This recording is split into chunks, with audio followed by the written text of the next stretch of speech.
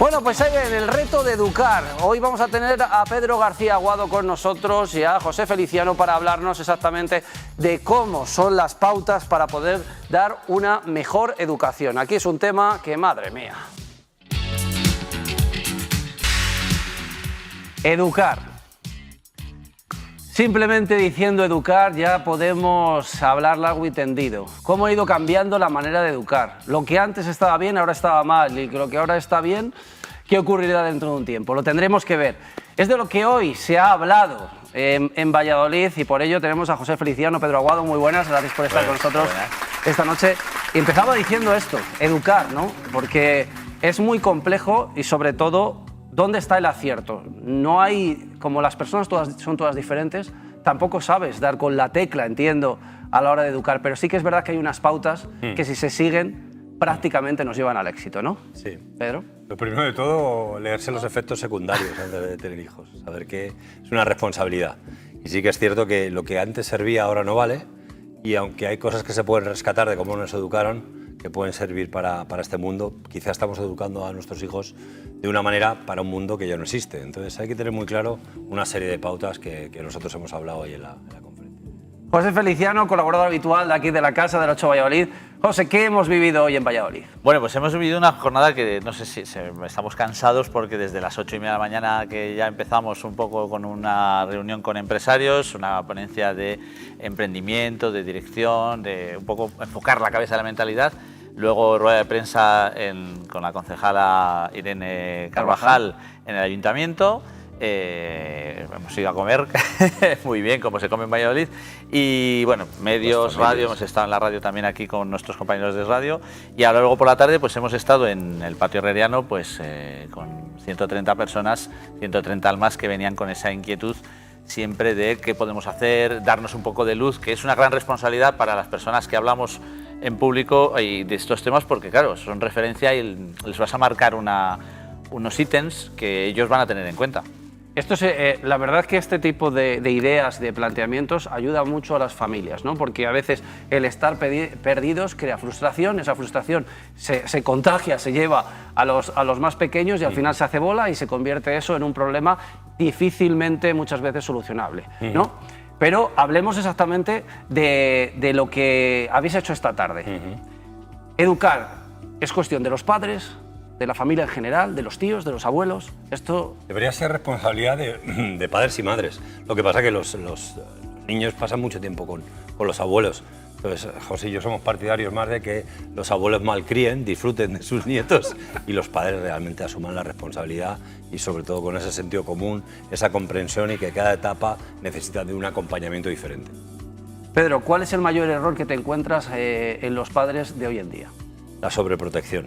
Hay muchos padres, muchas madres que con todo el amor del mundo quieren a sus hijos pero les sobreprotegen, entonces no dejan que aprendan a gestionar la frustración, es decir, esa emoción que surge cuando las cosas no van como tú quieres. Entonces estábamos generando, ¿no?, o criando una generación, una parte de una generación que se llama la generación de cristal, que enseguida, cuando las cosas no van como quieren, en ocasiones reaccionan con violencia. Y eso tiene que ver con esa falta de acompañamiento efectivo y afectivo que tiene que ver con, oye, hijo, hija, esto deberías hacerlo de esta manera, de esta otra, y tus actos muchas veces van a tener consecuencias. Entonces, son padres y madres que no permiten que sus hijos se equivoquen, que no se caigan, que no se quiebren, que no se frustren. Entonces, cuando llega la vida, las situaciones difíciles no tienen herramientas para enfrentarse a esa adversidad.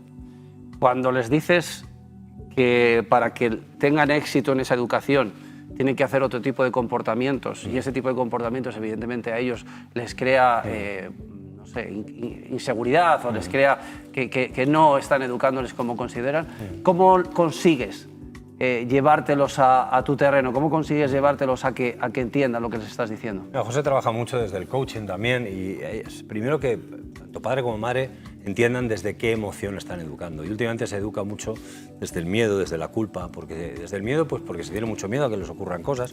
Muchos padres, muchas madres quieren que sus hijos solo sean felices en la vida, cuando en la vida va a haber muchas más cosas que la felicidad. Y la otra es, desde la culpa, se pasa muchas horas fuera de casa. Entonces, cuando llegas a casa, ¿cómo le vas a poner límites a tu hijo? ¿Cómo le vas a negar algo? Entonces, claro, ese sentimiento de culpa te hace que le concedas todos sus deseos de forma inmediata. Entonces, con lo cual yo diría, para esos padres y esas madres, que primero exploren desde dónde están educando, qué emociones emoción sienten y cómo gestionan que su hijo o su hija pues, no siempre se vaya a comportar como ellos quieren. Al final, a lo largo de los años, todos tenemos algunas taras, ¿no? O sea, es inevitable que vamos, tenemos todo. que vamos teniendo algunas taras por las vivencias que hemos tenido. ¿Os encontráis, José, que algunas veces esas taras se transmiten de padres a hijos? Evidentemente, tú cuando te referencias, aunque no te quieras parecer en lo que estás observando, es tu referencia. Y aunque quieras hacer algo distinto de lo que te estás fijando, acabas copiándolo, porque es tu referencia, es tu único modelo, ¿no? O bueno, no es tu único modelo, pero eso es un modelo bastante fuerte. Entonces es inevitable. Por eso una de las claves es, primero, trabajo personal de cómo estoy comunicando, qué me pasa. Sanarte como padre tienes que estar muy medido, muy observándote. Hay un trabajo personal grande y, como decía Pedro al principio, hay que leerse el prospecto porque tiene efectos secundarios, la educación y la crianza y el ser padre y la adolescencia, sobre todo, que es uno de los procesos más complicados por los que el desarrollo del ser humano pasa. Hay que deseducarte. Sí. Muchas de las cosas que nos dijeron, ¿quién no se ha visto diciendo frases de su padre o su madre? Claro. Oye, como vaya yo y lo encuentre, esa típica, no lo encuentro esto, como vaya yo y lo encuentre, o ni pero ni pera. Entonces, hay muchas cosas que tenemos que cambiar. Es cierto que hay mucha gente que se ha quedado con las ganas de poder ir a veros, de poder estar, pero no sé si nos podéis, aquí en un par de minutos, dar algunos tips, algunas cosas de las que habéis notado que con el público ha sido más receptivo o les ha podido ayudarles más. Sobre todo decirles que lo están haciendo lo mejor que saben. Eso calma mucho. Luego también les decimos que no se preocupen por si tienen adolescentes, ¿no? Porque el adolescente es un ser extraño, que tú le preguntas dónde ha ido, dice en ninguna parte, con quién has estado, con nadie, y que has hecho nada. Entonces, si eso fuera cierto, les decimos a los padres, ¿para qué te preocupas por un ser que no va a ninguna parte, no hace nada y tampoco está con nadie, ¿no? Entonces sí que es cierto que les hemos acompañado en el hecho de, oye, no te preocupes, que sí que es cierto que también hay que cambiar muchas veces la forma de mirar a tu hijo o a tu hija. No ha venido a este mundo para fastidiarte. Es tu responsabilidad ese acompañamiento para que el día de mañana, bueno, en algunos casos pueda volar, ¿no? Del nido, que también hay padres y madres que no están muy acostumbrados. No quieren que vuele. Civilinamente no quieren que vuelen, porque entonces perdería sentido su vida. Entonces su educación no favorece esto que... Qué interesante lo que has dicho de que al final, en ocasiones, los hijos se convierten en el sentido de la vida de los padres, y eso es lo peor, porque al final les da una responsabilidad a esos hijos que no deberían de asumir, porque están simplemente para que les acompañes en el camino y vuele, como estabas diciendo, ¿no? Sí, proyectamos muchas veces en los hijos aquello que nos gustaría que nos hubiesen dicho, haber vivido, y esa es la frustración, que tú te estás espejeando en alguien que no eres tú. Es otra persona que ha nacido en otro momento de la vida, con unos padres distintos, un momento cultural distinto. Y la adolescencia, siguiendo lo que él comentaba, es otro tip.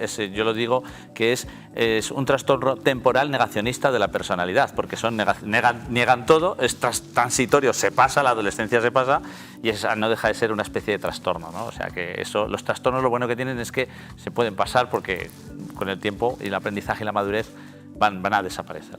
Chicos, os dejamos que vayáis a cenar porque lleváis un día tremendo, estaréis cansados de verdad. Gracias. Y está claro que muchos de nuestros espectadores se habrán quedado con la duda, con las cosas, con poder especificar un poquito más en su caso. ¿Os pueden escribir de forma particular para preguntaros, para pedir consejo? A José lo tienen más cercano aquí, ¿no? Hombre, pues yo encantado. Ahí, ¿cómo lo tienen que hacer, José? Bueno, pues a través de las redes sociales, José Feliciano Borrego, cualquiera de las redes, José Fluir o fluircentro.es, que es la página web. Y bueno, pues deciros que bueno, a mí hay una cosa que le agradezco a Pedro, es la cercanía que ha tenido con el público en todo momento, desde por la mañana, con todo el mundo, en donde hemos ido a comer, donde íbamos a cenar. Y bueno, pues que es un lujo estar con una persona que mucho más de informador, y es algo que hay que reforzar. Las personas son grandes seres humanos y eso es el gran objetivo que tenemos como personas en la vida. Gracias. Bonito. Muy bonito, el papel de gallina. Y menos mal que me han llevado a comer, que en otra época de mi vida pasé mucho hambre. Así. ¿Te vas contento de Valladolid? Estoy muy contento, sí, y habiendo ayudado, que es lo que más me gusta. Evidentemente. Muchas gracias, chicos. Pues lo dicho, vamos ahora con un pequeño consejo comercial y continuamos. Ahora nos vamos a ir al dentista con Beatriz, a ver qué tal tenemos esa dentadura.